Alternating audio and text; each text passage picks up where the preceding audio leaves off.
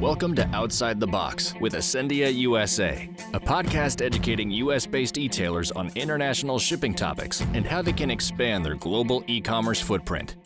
Hello, everybody. Thanks for joining Outside the Box with Ascendia. I'm here with my co-host, Nick Agnetti. Nick, how you doing today? I'm good. How are you? I haven't seen you in like 10 minutes, but I guess we're good. Too long. It's been too long. It's been too long? You said 10 minutes, yeah. All right, fine.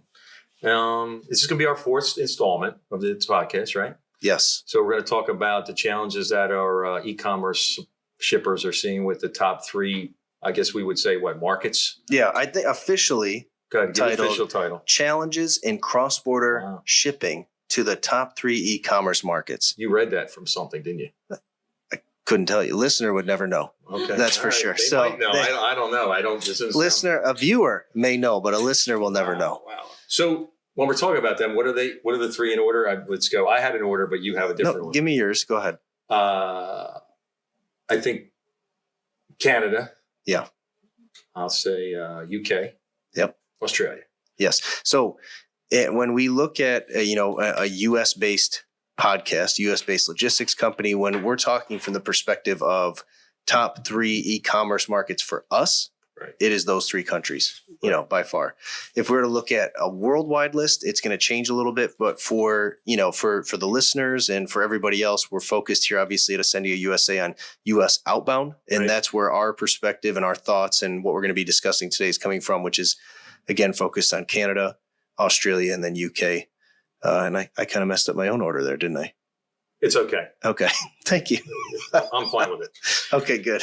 So just thinking about those three countries, they're the largest trading partners, right? For sure.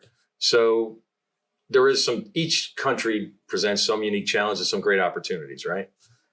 Do you want to cover Canada first and go through that first, or do you want to go through one of the other countries first? Yeah, no. I want a blanket statement that anytime, we don't focus so much on, I guess I'd say more, we rarely have conversations with what I'd consider more of a startup brand. But if I'm at a show or somewhere and somebody comes up to me and says, if I want to start expanding internationally, where do I want to go? First answer, don't miss a beat, Canada, right?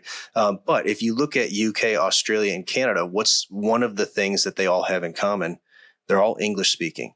Okay, so if you're a US seller and you're going to expand internationally, I would highly suggest you focus on English speaking countries. It's going to make your life a lot easier. Yeah, it was funny. I was doing some research before we got on the call, and I was noticing they're the top three countries in sustainability.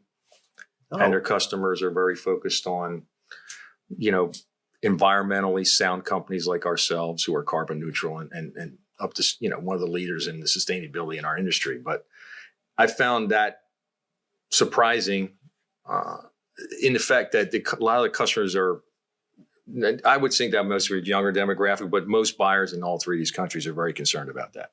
That's one thing that I noticed. Yeah, I don't think that surprises me, especially any European country, UK, right.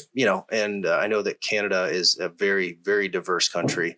I don't think that surprises me as, too much. So just to pivot, let's talk about Canada a little bit more.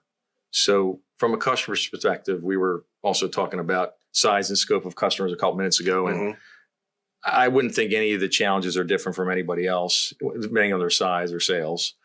So what do you think are some of the top things that you saw? I know you have a couple large customers using us for Canada Direct into Canada. So is there anything specifically that comes to mind? Yeah. So just clarification for listeners out there, Canada Direct refers to our ePack Select Canada Direct Access Network. If you go back a couple episodes, the last, episode would be 2 and 3, really, we focused heavily on our Canada A, right, is the title of the podcast. And really, why is Canada so important? Focus on, we had our special guest, Dave Mays, on to talk about the Canada Direct Access, which is our fully optimized Ascendia network access. So I just wanted to highlight to when you said Canada Direct, what that referred to. But just going back to your question, there's challenges with each country. And I think some people find it daunting because there's different tax rules all throughout, especially if we're going to focus today on Canada, UK, and Australia, there are different tax rules with different, what they call de minimis values, different thresholds, and different collection and remittance requirements from each country. Right. And I think for some people that are, very strategy focused, hey, we're focused on growing this business, we're focused on, doing this, they say, forget it, I'm just going to focus on domestic. But it's not that bad. It's not that hard. It's just a matter of being knowledgeable in those areas. Yeah, that's a good topic, because the other thing that was important to most clients was they didn't like hidden fees. Oh yeah. They like to see everything they could see in the viewing in the shopping cart of what it was going to cost before they purchased it. Mm-hmm. And they also, from what I saw, was they wouldn't make the final purchase till they could actually see all the costs. So if you had a site like a retailer didn't offer that, they would move to another site fairly quickly. It's a great point. I mean, think about your own personal life. Yeah. You're not going to sign anything unless you know all the details, right? You're not going to do anything unless you know everything that's involved. And I think for any shopper, even for myself shopping at a US-based business online, which I and definitely my wife do plenty of, would be something where you want to know exactly what's involved. I think more, if we just break it down for the listener, is talking about, we're referring to as a landed cost solution and looking at, being able to highlight what the applicable or associated taxes and duties are for a specific, transaction. Yeah. The one thing that seems to come up for most buyers or shippers, I guess, is the de minimis, as you say, in Canada is very low. Yes. So that presents some challenges, either a postal solution or a courier solution, right? So we see a lot of customers like to go to a courier solution, but in some cases it may not be based on their weight or size, whatever they're shipping. Yeah. But Canada's got some rules that are a little bit different from other countries, right? Yeah, big time. And let's talk about it. I just want to highlight de minimis value is a Latin-based phrase which refers to, something being below, the level of being levied taxes or duties. You brought up the Latin term. I mean, okay, all right. I don't know what to say. We have video right now. I didn't know that. I learned something. Okay, so yes, it's Latin. Is it Pig Latin or Latin? Let's move Pig forward. Latin or Latin? Is what it is. I think it's regular Latin. I believe it's just regular Latin. It's very interesting. I'm not sure the different types of Latin. So let's regroup. Okay, so going back to Canada, you were right. It has a low de minimis value, and what we mean by that, and we're going to go back even further to what you're saying, is there's differences between a postal clearance and a commercial clearance. Right. And that actually changes the de minimis value, which can be very confusing for your everyday shipper if they're not well versed in that.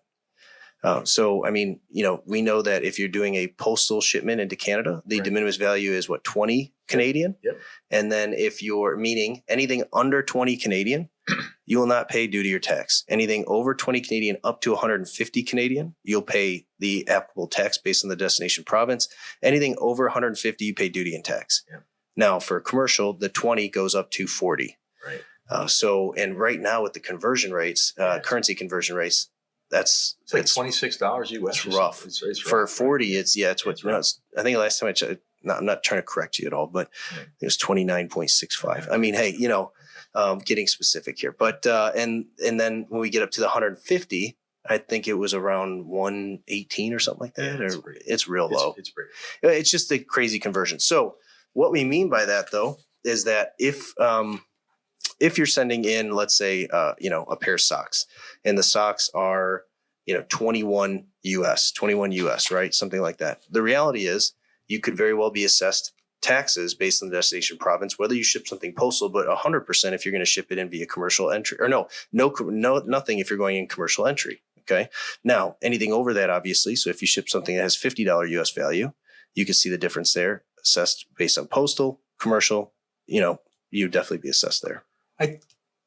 I think Dave covered some of that. Hopefully what you're saying clears, explains even more if you can catch our last couple of podcasts, but that is a big part of the Canada, I wouldn't say challenge, but it's one of the things you have to deal with as a shipper, and your customers have to understand that, because it's very difficult to know what you're actually paying for.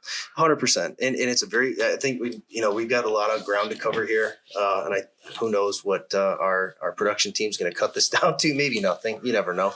But we're going to go ahead and keep moving here. Well, they definitely cut in the Latin. I don't know if we needed that, quite frankly, but that's okay. Okay, so all We'll right. talk about. What do you want to talk about? UK next? Well, hold on. We have to finish with Canada. So let's we finish all with Canada. Canada, UK, Australia, English speaking. Okay, so there's very little challenge with that.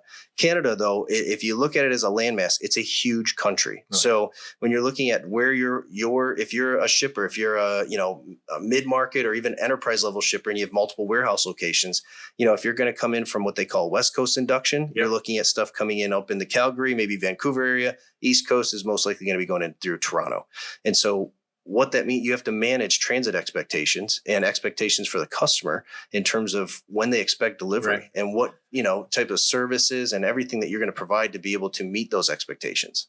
So I know you deal with a lot of 3PLs. So just recently, like to your point, convincing the customer, hey, listen, move that West Coast inventory to Calgary. You can save some additional CAC savings on the PST going into British Columbia. Also, you would benefit because what I think I just had a couple. I think it was like 70% of the volume was east. Coming out of Toronto. It was I think that always right. It was like a 2 or 3 day 65% transit, or something like that. Yeah. Yeah, it's a big deal. And to the point here is we also can do intra-Canada. If you have facilities in Canada, we can do the same thing for you intra-Canada. But you bring up some valid points about that. So all right. So Canada is as of I think it was December 2023 looked at. So 9th largest e-commerce market in the world, about $44 billion in e-commerce going in and out of Canada, whether that's, intra Canada, cross-border Canada, $44 billion is the market size. So do we put the stamp of approval on it to say that you should be shipping to Canada? Absolutely. I don't have a stamp, but I'm going to tell my production team that maybe I should have one for some weird segment. But anyway, let's go to the UK. So the one last thing on Canada. Yeah, go ahead. What was the other thing I was thinking about on Canada? Is that what is that number? 85% of the people live 100 miles.